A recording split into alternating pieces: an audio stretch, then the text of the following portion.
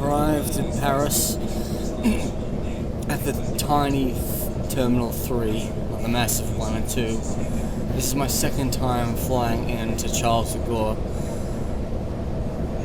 Or out, yes, because I flew out of Charles de Gaulle to get to South Africa via Johannesburg 2 years ago.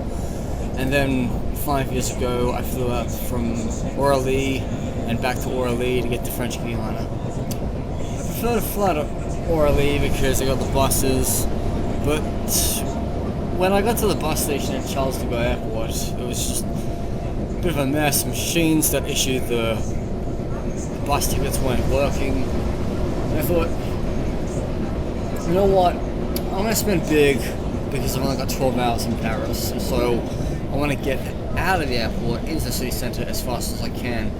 So $11.80 ticket isn't so bad. I mean, I paid like what, 13 quid to get home from Gatwick to Blackfriars a few weeks ago.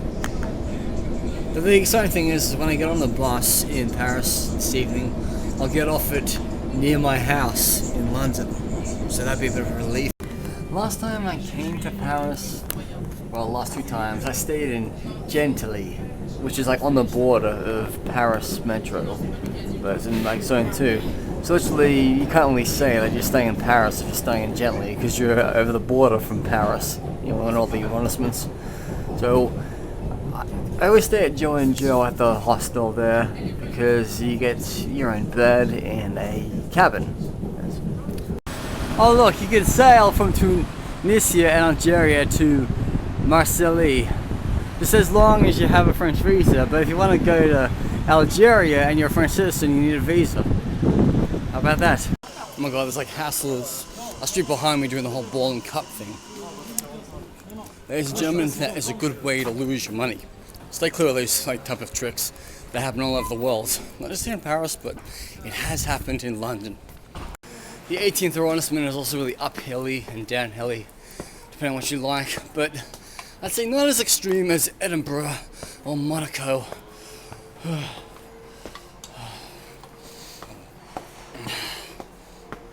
Seriously, no wonder why I was trying to get to sleep last night at 3 p.m. because I had to get up at 3 today, get on a plane at 8, land after 11, and what? It's only 1:30 now. My bus home is 11. Oh look, it's Pingu. Quack, quack, quack, quack. In the 18th arrondissement of Paris, you have 3 things to do with Dalida. You have a house right here she lived in from 1962 to 1987 when she died here. You have the area named after her, Palace de Dalida, with a bust. And she's buried not far in Montparnasse Cemetery. So yeah, this is Dalida's house, everybody. I did a vlog on this a couple of years ago. Right now I'm at Palace de Dalida, which has the famous bus right there. It's literally just like up the road from her house, about what, 500 or so meters away. Yeah. So after Dalida died in 1987, they installed this bust right here, and they named this area Palace Dalida in honor of the great entertainer. And you know, as I've always said, the 18th arrondissement in Paris is a very nice area. You got this amazing church up there. You got the house where Dalida lived in and died. You got Dalida's bust right here, and then also you got Montparnasse, if I'm saying it right, the cemetery where France, Gall and Dalida are buried at. Alright, got some money out. I'm gonna go visit Dalida's tomb, grave, whatever I call it, the cemetery nearby, and then I'm gonna come back and get some snails. Every time I came to the cemetery, I would always get lost. I was always like doing a long walk around, then I realized the main entrance is on this side. It's actually, Dalida is actually buried behind these gates over there. Well, the sad thing I just noticed today is there used to be Scrabble tiles right there that spill out Amore, and they look so damn beautiful, along with the whole Invaders was here thing lately. Use a mosaic of tiles. Oh good, people have been drinking here. Just glad I sobered up many years ago. I'm closing in on the tomb of Dalida right now.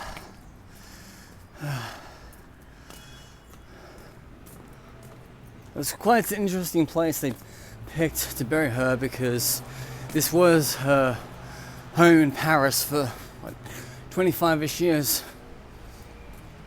I did such an amazing vlog on her in 2021 when I came here. That pandemic had been delaying me for this big trip. So, here it is. This is the one and only Dalida, but she was born in Egypt to Italian parents, Yolande Gelotte del Dalida, and she passed away on the 3rd of May 1987. And you know what, the fans, they don't stop coming, the flowers don't stop growing. Her memory like lives on. And even there's, I always like how there's a little mailbox where fans can like leave fan mail for Dalida up in heaven. Just have a short stroll through here. Oh, there's seashells, candles.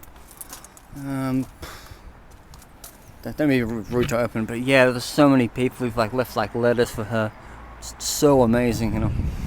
But I think her brother is actually still alive to this present day.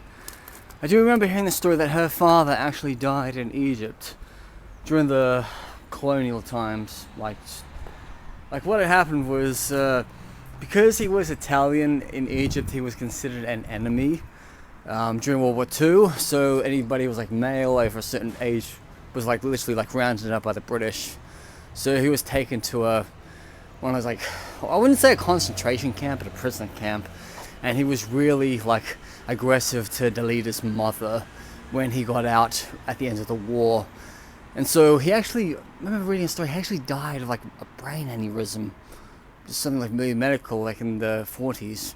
And so Dalida actually didn't come to Europe until the 1950s. She was a star in Egypt, even almost came close to representing Egypt in like a Miss World, Miss Universe title. And then she just came to Paris and she made a career out of it in film and music. Matter of fact, she did have plans to go to Hollywood and they were going to sign her to a contract, but she declined it because I guess she just wanted to stay local. I mean, she sung in many different languages: Hebrew, Arabic, French, Italian, English, you name it. So, this is the third time I've came to see Dalida in under 3 years. So rest in peace, Dalida.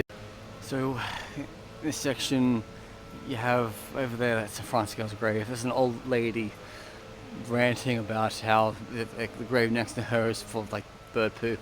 Oh, and the funny thing is somebody left a lemon on top of France Gall's grave. So, in case you don't know much about France Gall, her husband Michael Berger was a songwriter and musician who died of a heart attack, and they had a daughter, Pauline, who sadly died of cystic fibrosis. So then France Gall passed away in early 2018 of breast cancer. So the trio are buried together in this, you can call it like a prism. And it's nice how like cherry blossoms grow out from the trees. So I'm in the 18th arrondissement in Paris, which is a nice restaurant. As you can see, I've got my tongs for the snails and some forks, because they are slippy little suckers according to that lady from Pretty Woman. Water's free in the house. I'm just going to get some snails and some french fries today. So this is my first time eating snails. I was able to get this one out without much trouble. This one, I feel like I had the need to break the shell. Basically just use these tweezers and then use the forks to pull it out. Like I got french fries to rush the taste out. Oh boy, what an experience of eating snails. 6 Normandy snails for 12 euros. Pommes frites french fries, 6 euros. Bread is always gratis, free. Same thing with water, agua, was one, free. So 18 euros for, a entree and a side. It's good value. I mean, the frog service was going to cost 21 euros, but I thought, you know what? I like this place so much, I'm going to come back here again next year. Or whenever I need to go to Paris to take a flight somewhere. Like how 2 years ago I actually went to Paris all weekend so I could fly to South Africa. Because it saved me some money. I mean, even though I broke my iPhone in PLSU cemetery and I had to stay in 2 different hostels, I like Paris. I mean, prices may be more than London, but I always just like to come back here every now and then. I love vending machines around Europe that dispense coffee, but this one goes extra further. It goes coffee and macaron, the French like biscuit made out of almond meal. But is it that they add the macaron to my coffee, or does it come separately? Or is it macaron flavored cappuccino? When I was last at Pierre Cemetery in August 2022, I stupidly dropped my iPhone in the cemetery grounds, and the LCD scene smashed. I couldn't use it anymore, it was broken. I had 1 day left until my trip to South Africa, and there was no way I was going to arrive in South Africa with a broken iPhone, because literally, how the hell would I get around from Joburg to Soweto without an iPhone? So I left the cemetery dejected. I thought shops were closed on Sundays. So first thing first, I got up early on Monday morning and I went to an iPhone shop, and for 60 euros I got myself a new screen. Even though they didn't really install a screen properly, it was sufficient. It got the job done, and yes, I could finally travel around Southern Africa freely without hassle and trouble for not having an iPhone. I mean, can I imagine myself what I would have had to do back in 2010 if I was in Southern Africa? I think I'd be a bit complicated. Roughly around 3:30, and during the winter months the cemetery shuts at like 5:30. So got myself 2 little hours to go try to find Jim Morrison. I've been there before. It's literally, I wouldn't really say it's really closer to the main entrance, but there's a side entrance that's never open, so it's not too much of a walk, but it does help if you can, scan the QR code and get the map downloaded. Last time I came here, I came to this place twice. No, sorry, this was in 2021. I came on one day to find Patrick Kelly and Oscar Wilde and Edith Plow, and then I also came back to find Marcel, the famous French mimist. He's also buried here as well. But an interesting fact is that there's actually the cremated remains of a punk singer who died in a car crash in the 1980s. His ashes were dumped on top of Jim Morrison's grave. So that's quite, a bit of a story to tell, but there's no marker to say, oh, he's buried here. It's just been, I reckon he's not the only person who's had his ashes dumped on Jim Morrison's grave. I reckon a lot of people would have jumped over the fence and dumped their loved ones' ashes on top of Jim Morrison's grave in, the 50 years he's been buried here or so. The interesting fact that when I read the Guinness Book of Records in 2000, it was like the 2000 edition, it said Jim Morrison's plot was to expire in 2002, and that he would have got, exhumed and sent back to America where he literally belongs. But no, he just left here for eternity. It's the grave of Jim Morrison. Died 1971, age 27. Buried here in Paris that same year. And they never even did an autopsy on how he died. So there's a rumor that he died in the bath of a heart attack, but I'm not too sure if that's true or not. At some of the fast food restaurants here in France, like the McDonald's and the KFC, they've got this deal. Like, for €5 you can get 4 items. So you can get either 2 cheeseburgers, 2 chicken wraps, or either one, medium fries, and medium drink. So that works out to be quite good value.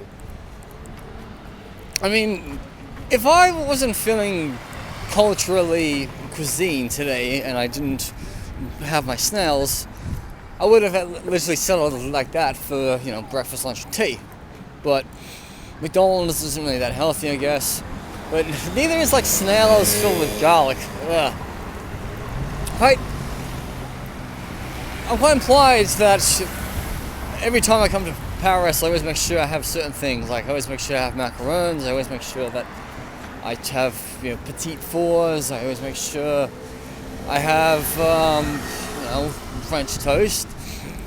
I always make sure I have a croissant. I always make sure I have a baguette. It's just like they're all culturally tied to France, and even when you go to French colonies, former French colonies, like in Africa or so, you see boulangeries everywhere. So you go in and you get your sandwich and your café au lait or thé de mint for a quarter of the price of what you pay in Paris. I remember this, like in Morocco, a tin of coffee will cost you at least €1 or 10 dirhams, could be 5 dirhams, depending on like how much they charge. Like 50 cents. 50 cents for a café au latte, or café latte as we call it in English. But I just paid like less than a $5 earlier today for a croissant and an Americano, because the Americano was the cheapest coffee. I didn't really want an espresso, so I thought I'll have like just a black cup of coffee. I don't want to like add milk because it's going to like cost more. Right behind me is the Grand Mosque of Paris. This is built after World War I to commemorate those Muslims from North Africa who fought for France in that war and died. And some of them even settled here in Paris just after that war. So it was the French government's way of saying thank you. And so we took an architecture of a mosque in Morocco, and every time like I come here, I look at it, I'm like, wow, it's like a piece of Morocco or Algeria or Tunisia in Paris, France. There's a good true story that I learned while doing a bit of research on this mosque, is that during World War II, the Imam, he hid Jewish refugees within the cellars, within the tunnels of this mosque. And so people would come to the mosque during the Third Reich occupation that ask the Imam for protection. They say, I'm Jewish, I need false papers to say that I'm Muslim. And the Imam, he did that, even though he started running out of them. Then one day there was a famous pop singer from Algeria who was Jewish. He came to the mosque, he basically said, my life's in danger, I know the Third Reich is going to get after me because of my faith. So the Imam basically says, look, I've got some papers for you that can say that you're a Muslim, but I'll tell you one other thing. I'm going to engrave your father's name on a tombstone in a Muslim cemetery in Paris. So if anybody ever asks where your father's buried, or that you are a Muslim, I can point to him and say, look, that guy is a Muslim, he's not Jewish. His father is buried in the cemetery that I look after. And so it's this very dying day. I think his name was Salim Hadid. He was gay and he died in Nice. He owed his life to the people in that mosque. So when you think about the current tough times that we experience in day-to-day lives, Islamophobia, anti-Semitism, always remember, Muslims have had Jewish people's backs for centuries. Not just in World War II, but way back. Think Spanish Inquisition.